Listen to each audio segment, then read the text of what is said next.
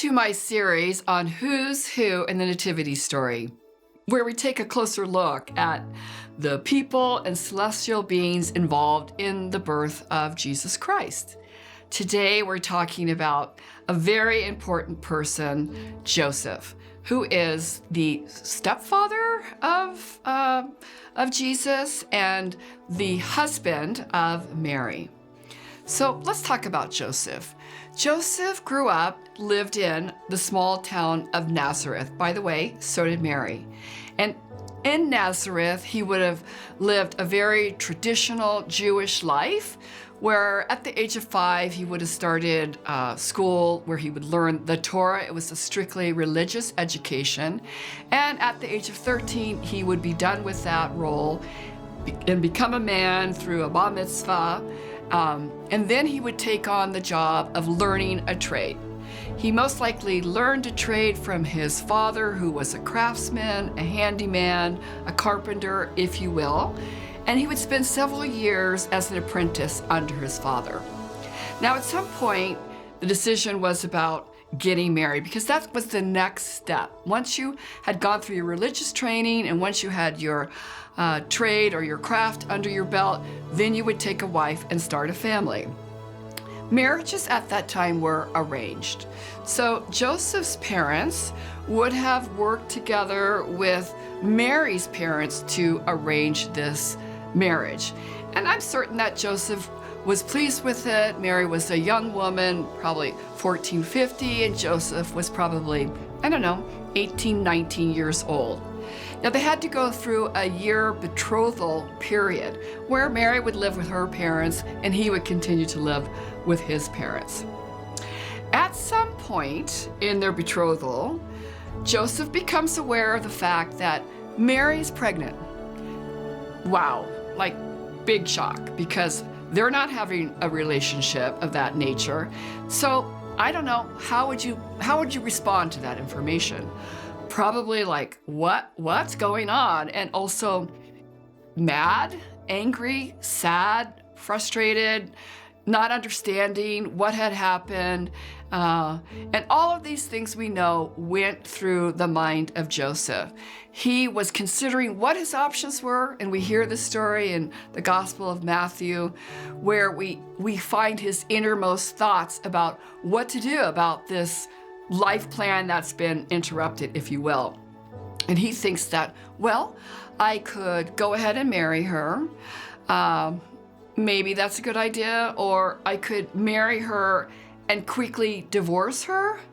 Or I can pretty much out her to the community and say, guess what? Mary's pregnant. It's not my child. And, that's basically an offense that could lead to Mary being stoned to death.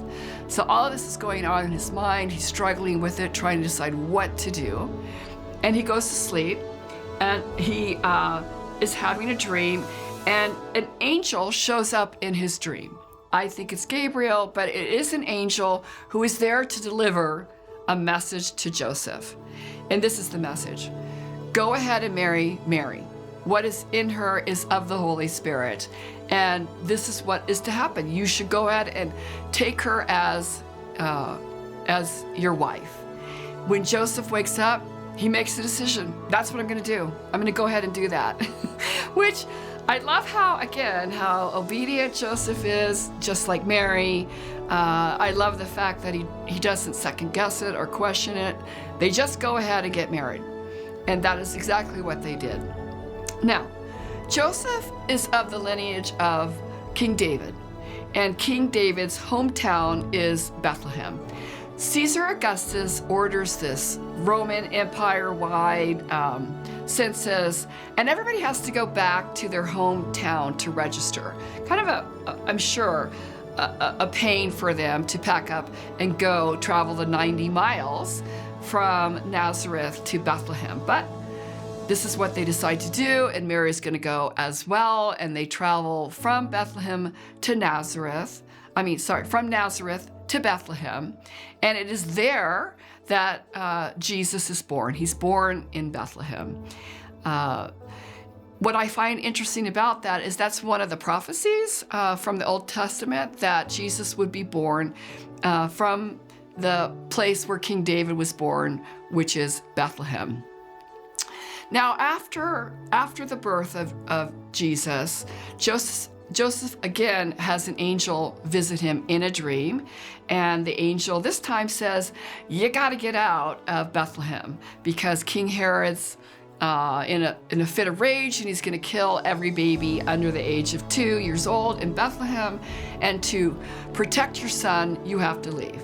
And this is exactly what they do. They travel from Bethlehem to Egypt, and they stay there for several years, couple of years at least, until King Herod is dead. And rightfully so, he dies a horrible, just nasty death in 4 BC. And then Joseph has another dream where the angel says, go ahead and come back. And this fulfills another prophecy of, out of Egypt I called my son. Now, here's the thing about Joseph. Joseph doesn't speak in one word, not one word in the New Testament. We never hear him speaking. He's not quoted as speaking.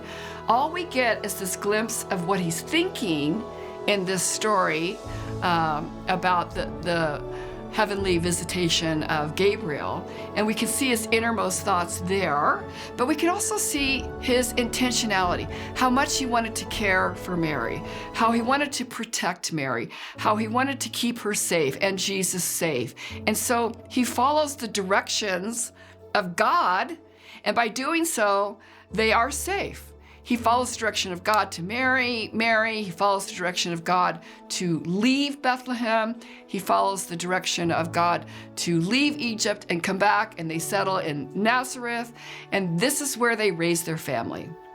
After the birth of Jesus, the Bible tells us that the family had at least 6 more kids, 6 more children.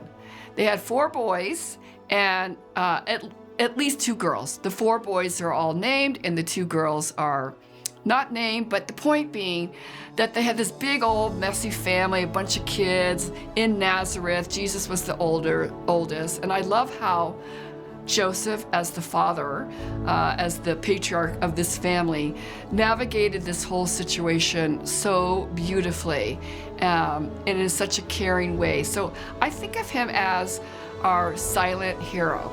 He doesn't say much, but we get to know him through his actions, which are totally admirable. So I really like Joseph. He's a great guy.